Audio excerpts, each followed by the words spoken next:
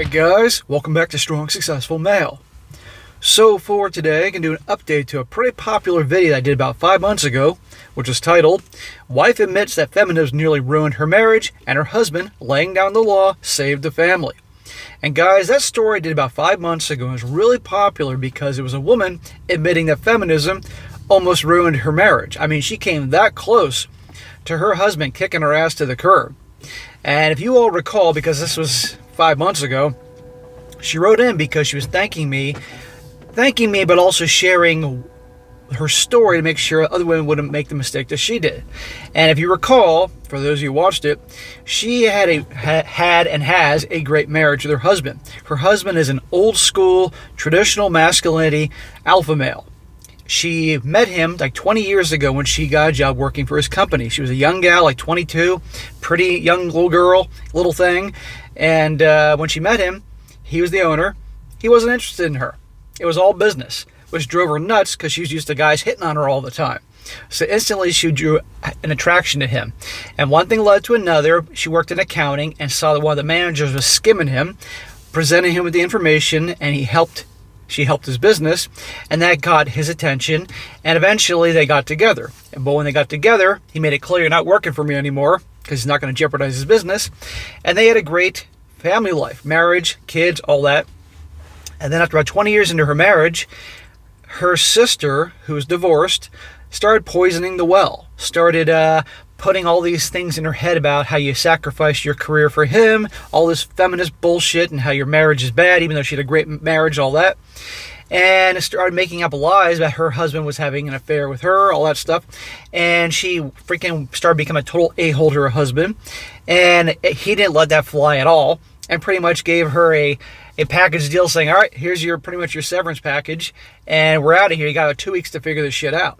And in that time period, she found my channel, other channels like mine, got her shit together, told her husband she wanted to stay. He gave her another chance, but he really laid down the law with her. No more social media. You're cutting off your sister for life. You want to talk to your family or friends? Call them on the phone, no more social media, and all these other things. And now her marriage is back on track and all that. So she shared her story, how thanks to being married to a traditional old school alpha, which all guys should be, or strive to be, a good one, not an a-hole, as well as this content, it helps save her marriage. And it's interesting because, of course, I did this because whenever a gal says, hey, your work saved my marriage, I'm going to pay attention to that, Because let's be honest here, you got a lot of gals out there, the feminists, they hate what I talk about because to them it ruins the world. So when I can only imagine some feminists hearing this type of story, they would just want to pull their blue hair out over this. But anyhow, this is an update to what's going on with her, but also a response to a lot of questions she had. That video, I just looked at it now, had like 800 comments, and she read every single one of them as a way as entertainment, but also to help her. So she's responding to all these things. I thought you guys would enjoy it. It's been 5 months, guys. That's why I did the long intro there. So it picks up where it left off. She says here, Dear SSM, I was so surprised that you read my story. Even more shocked about all the messages that people wrote. Well, I'm not as shocked about all the messages you got. And yes, I read all of them. Most are positive and some made me laugh. I thought I would write to better clarify and answer some common questions. Number 1, about the marriage contract. Yes, we live in a non-common law marriage state. We do follow the Mike Pence rule to the letter. Now, it's not called that, but the writing in the contract pretty much goes along with that. Someone guessed I was from South America, and that is correct. I think my family size has reinforced the very true statement about Latina women being extremely fertile. Good Lord. I think she said she has like 12 siblings or some damn thing. 12. I had one sister. That was enough for me. 2, about the follower and the leader. I've been a loyal and submissive to Mike throughout our entire marriage. Now, have I checked out other men and wondered? Of course. Any man or woman who claims they have never are just liars. But I would never sacrifice my family for some action. I've gratefully followed him, which has helped me be more attracted to him. I don't care who it is. Everybody has eyes and notices the opposite sex, or if you're gay, you're looking at the same sex. But the point is, it's one thing to look, it's another thing to act, right? It says here, I only follow my husband as much as I want to. Mike can only lead me as much as I allow. I hate it when women give me grief about being a doormat. Mike has always respected me and has never made me feel like a doormat. Most people don't understand that women, me, decide how to submit to their man. And I like him leading. And for him to lead, I have to be submissive and supportive of his leadership is where I want to be. So, again, from the story, and if you haven't seen it, you should definitely watch. I'll connect the link to the video in this description. Her husband's old school. He's also older than her. I believe he is in his late 50s now, and she's in her early to mid 40s. And again, he was the owner of the company, a guy on his mission, his drive, his ambition that really attracted her. He was a no-nonsense, old-school alpha. And he was also very take charge, but not in an asshole kind of way. And she, a submissive woman, was attracted to qualities like that. And a lot are, but the problem is the feminists are making young gals and many gals believe that that's just a terrible thing and a guy shouldn't be the leader and blah, blah, blah, and everybody's got to be equal. Well, things are working out so well. Why is everything so fucked up right now? She says, my grandma had so many wise words. One I forgot to mention, don't fight your husband for power. Allow him to be the king. A good wife will be his trusted advisor, covering his blind spots and informing him of all that you know. To set him up for success, for his success is your success. This has worked out well for me and Mike. I speak openly of what I see and what I feel, and I let Mike take the wheel. Good. It's good you communicate, and communicate in a way that your husband understands. So many women think that, he should just know what they're thinking all the time. Don't work that way. You need to communicate in words we understand, be direct. In other words, no hints or innuendos and that type of shit. Be direct with your guy. Besides my brief moment of feminism, and let's make sure it's very brief and never comes back, honey, I don't feel I missed out in life. I don't see the need to club, party, and hook up with every guy in town. I dislike drinking, and I only drink when Mike does, which is usually wine at a wedding or something. I got my 4 babies, great husband, what did I miss? Right. Believe me, you're not missing anything between the clubbing and drinking all the time and all that bullshit. I can pretty much count on my hand the amount of times I've had a drink in the last 6 months, and I don't cover all the fingers. She says, part 3, me being a high-value woman. Maybe. I really don't know. I would like to think that I am. As much as I love Mike and love our family and think I have the dream life, would I have chased Mike if he was not the owner and a millionaire? People in the comments mention it a lot. When I was 22, I just wanted Mike. I was super attracted to him and I didn't think about his money. Now, being in my mid-40s, looking back at it, would him not being the owner affected my attraction? Yes, I think it might. Hey, at least you're honest. By the way, in her story, she said a lot of things that could ruffle some feathers, but at least she was being honest and admitted it. I'm glad she did. If Mike was the manager making a good income, I think I still would have chased him. Would I have chased as hard? I don't know. What if he worked at Walmart? She says equals invisible. But let's be real here. Would most of the guys here date a chick that weighs 300 pounds? That is true. However, the big difference here is it takes a guy definite time and effort, hard work and sacrifice to rise to a level that women would seem a catch in terms of his status and income and all that, especially starting your own successful company. That takes a lot of time and work. Meanwhile, for a gal to not be 300 pounds, all she has to do is put down the goddamn fork and get off the couch. So it's not that hard. The effort for a guy to be at the level that the gals want takes time and energy, unless he's born, he's born very lucky with genetics and 6'2" and jacked and comes from a family with money. Then that is easy. But for most guys, they got to work at it for years. A woman, to not be 300 pounds, just put down the goddamn fork and get some exercise and be healthy. It doesn't take a whole lot of work. So while I get that point, no guy wants to chick 300 pounds, and of course gals going to be attracted to a successful guy with money, it's a lot more harder for a guy. Next thing, the money. People say I stayed with him for the money. Well, that might have helped me be attracted to him. Well, it might have helped me be attracted to him. I don't need his money to make me stay. I did the math on this. I left him. If I left him, I would take my 2-year package and some child support. No contract nor lawyer can protect you from child support, plus retirement and money on hand. I can still live comfortably and not have to work for the rest of my life. Some will point out that I don't get first-class vacations for 2 to 3 months a year. Yes, that is true.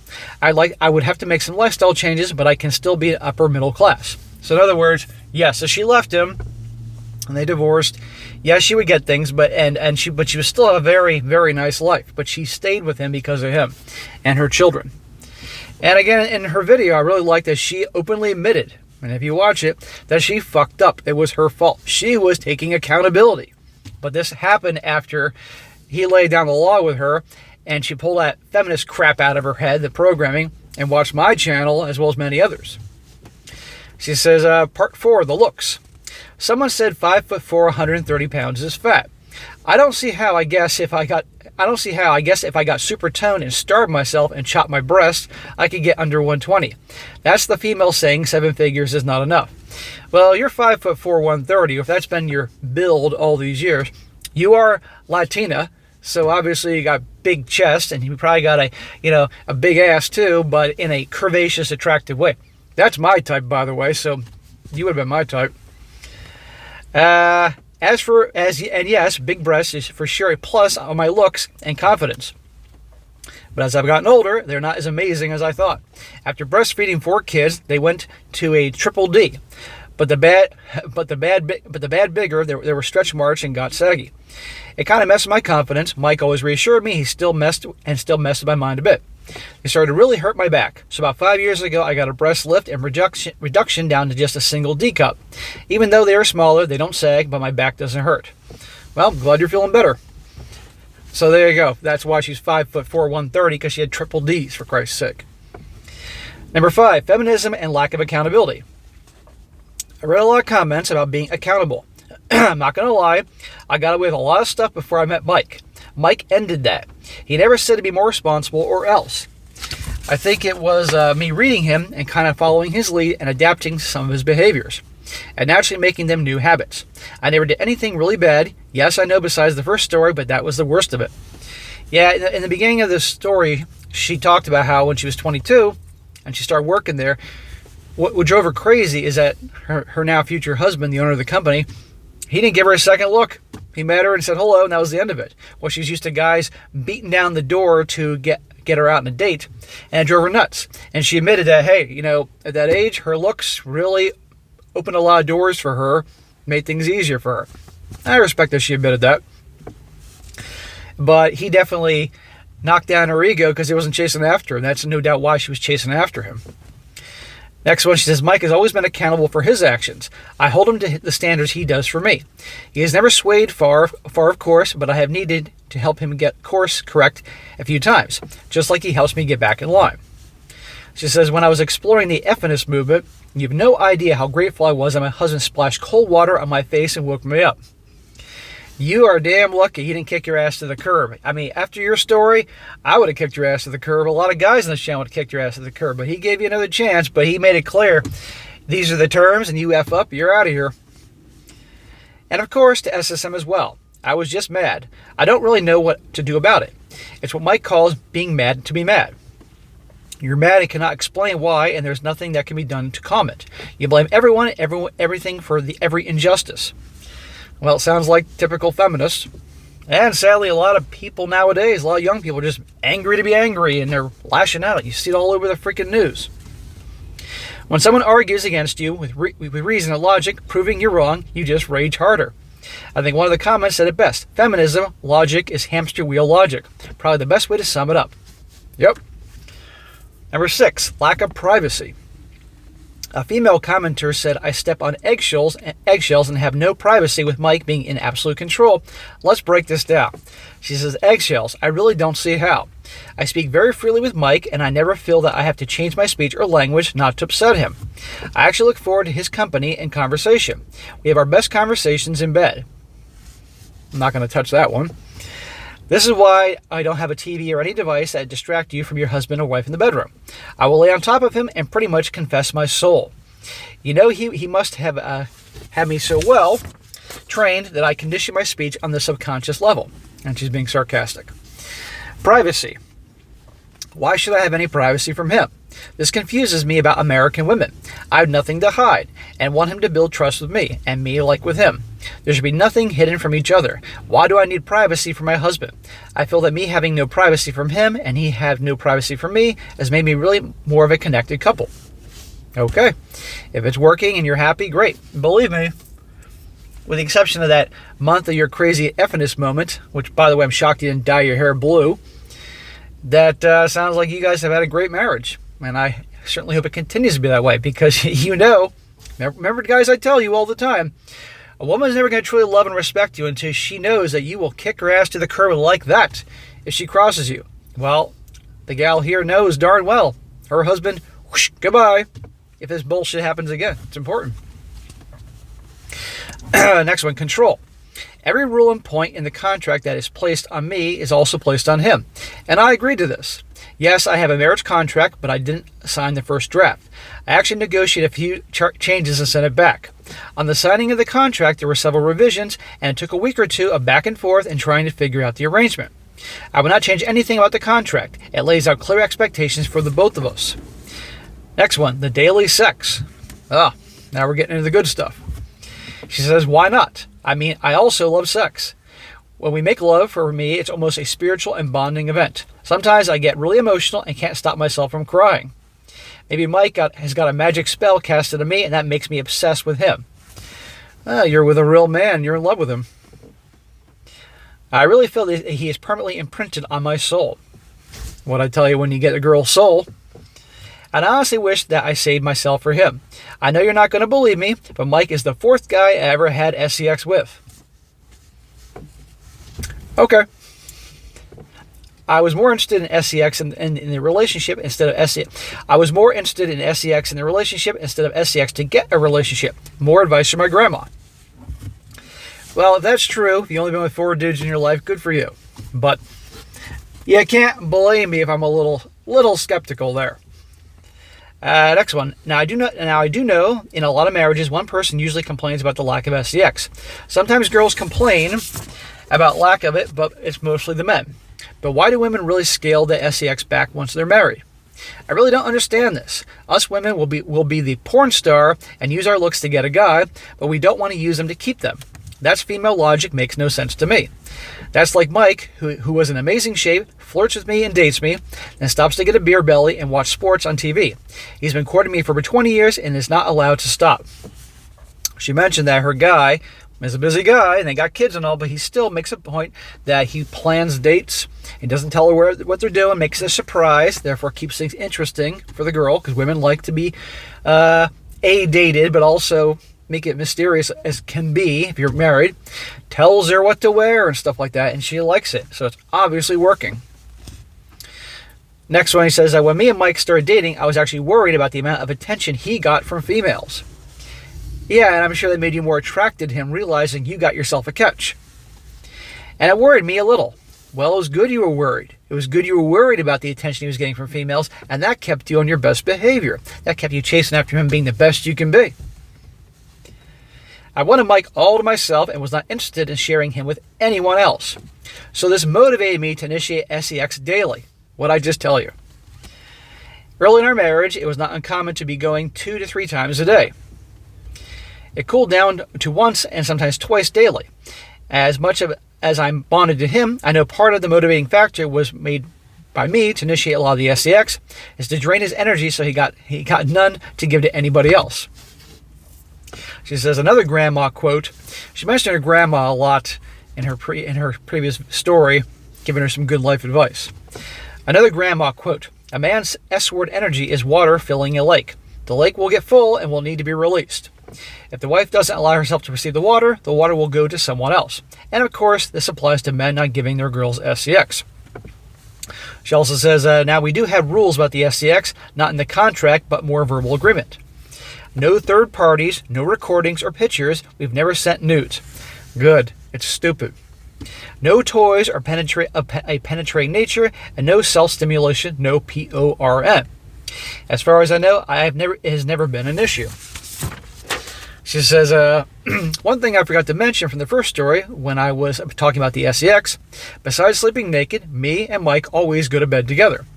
Now, Mike usually will decide when to go to bed, but luckily I got Mike an oversized lazy boy chair. I will usually sit on his lap or sit between his legs, leaning against him, watching TV with the kids or when we are alone. I bought him this so when he watches boring shows like Star Trek, TNG, I can just take a short nap until he says it's time for bed. Just in Star Trek, you're going to offend some dudes in the comment section here.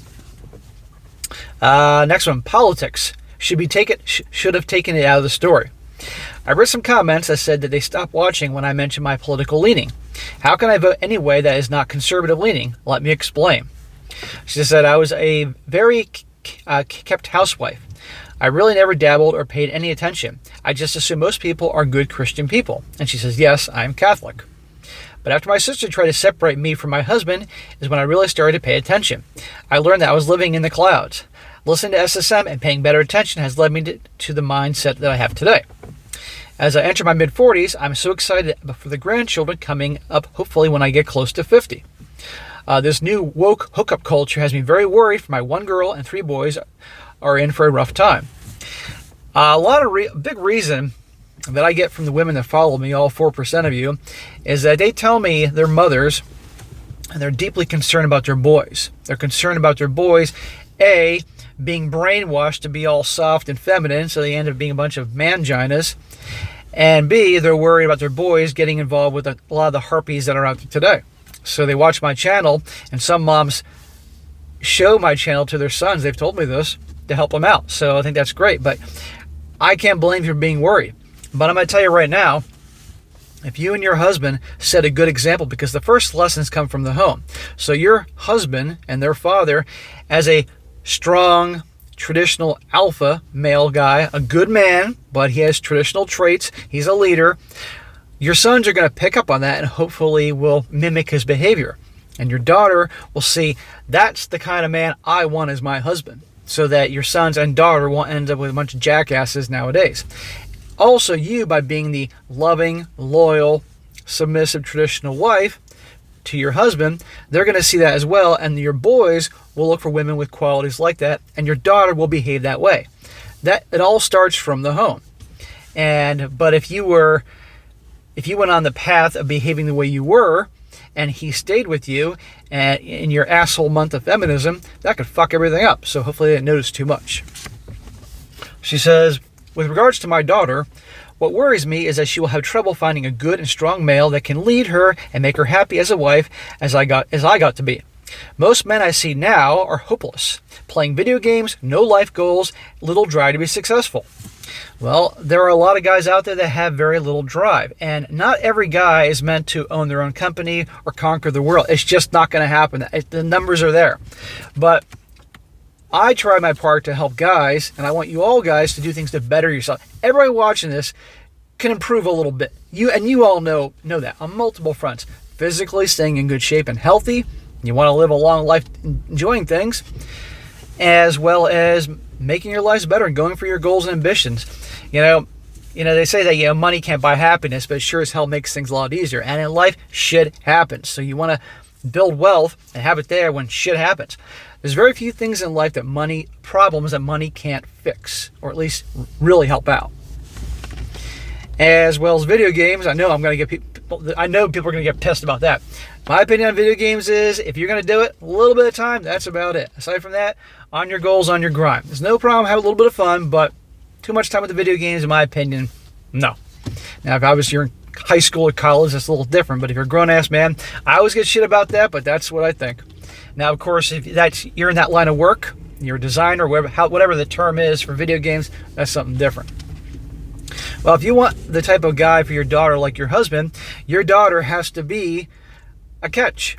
Your daughter has to be the type of gal that a guy that you want would want her.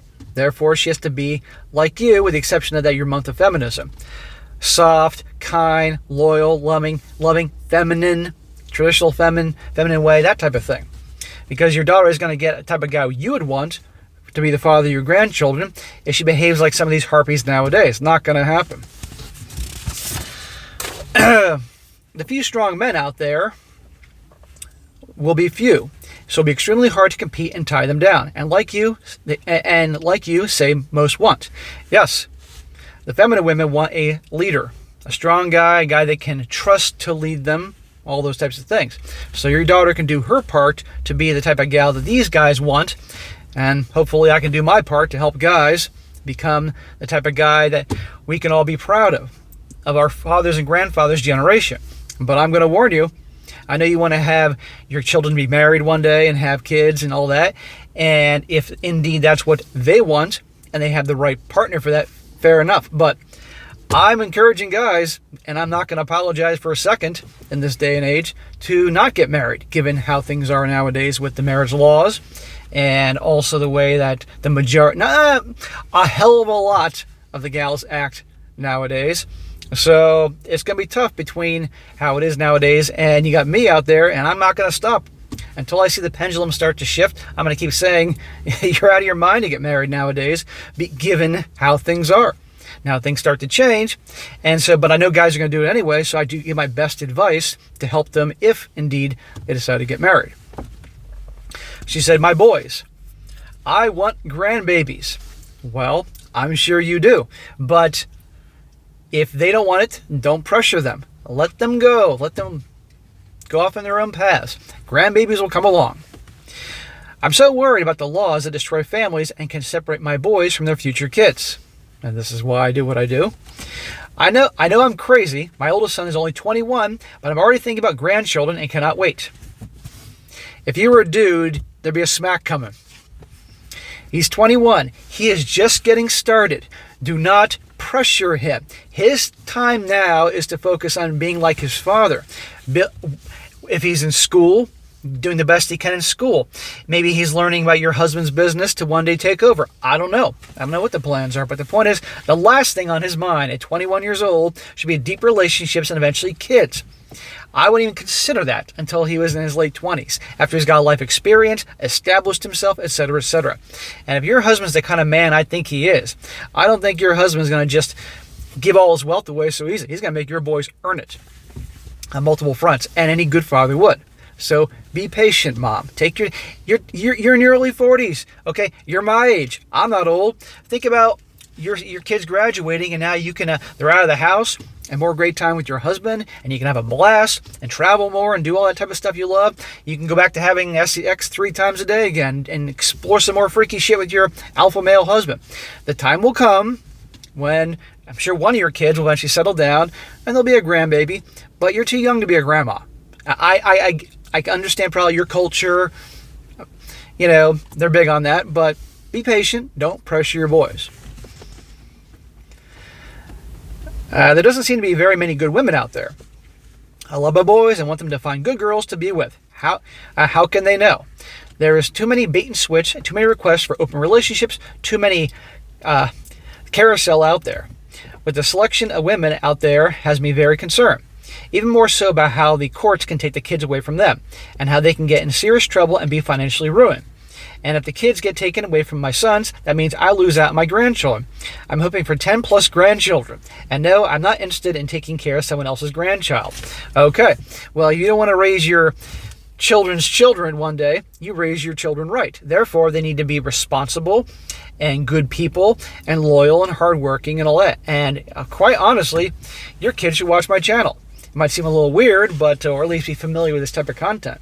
But raise them right, be good role models to your kids, and hopefully they'll make the right decisions. But at the end of the day, you can only do so much as a parent with regards to your kids, But hopefully you're leading them in the right direction and setting good examples. And also, you will have very good radar for the type of gals that come in, that they start dating and all that. But do not pressure your kids to settle too quickly. They need to establish themselves as young adults.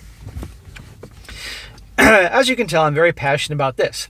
I want my family intact without this woke, multi-gendered nonsense, and will vote for whatever party that pushes against it. Well, the election's next year. Closing thoughts. Thanks again, SSM, for the stories. I know you're not into the relationships, but I really hope more relationship men and women listen and follow the red pill way. Uh-oh, I said the RP word. I want to hear more success stories of happy couples. I should also write a book about all the things my grandma told me. If I ever do, I think I will name it My Grandma's Quotes for the Traditional Woman or something like that. Well, you know what? You should do that. Life's short. Fuck it. You got money. I'm sure your husband has connections. And you should just sit down one day and start typing. Make some notes and go from there. Life is short. You want to write your book? Make it happen. End of freaking story. But anyhow, guys, that is obviously that was less of an update, more Q&A with regards to the things that she said. But I did that video because that'd be a very good one. I mean, not often do you hear a woman admit feminism almost screwed up my whole marriage, and it was my fault. And thank you, SSM, for that. So it was a good one to go over here, and a lot of realistic things that came from her story. And I'm glad she's doing well, and I hope both her and her husband have a great marriage the rest of their years, and things go great with the kids, and the kids fall in the direction of her and the husband. And there you go. But by all means, be patient.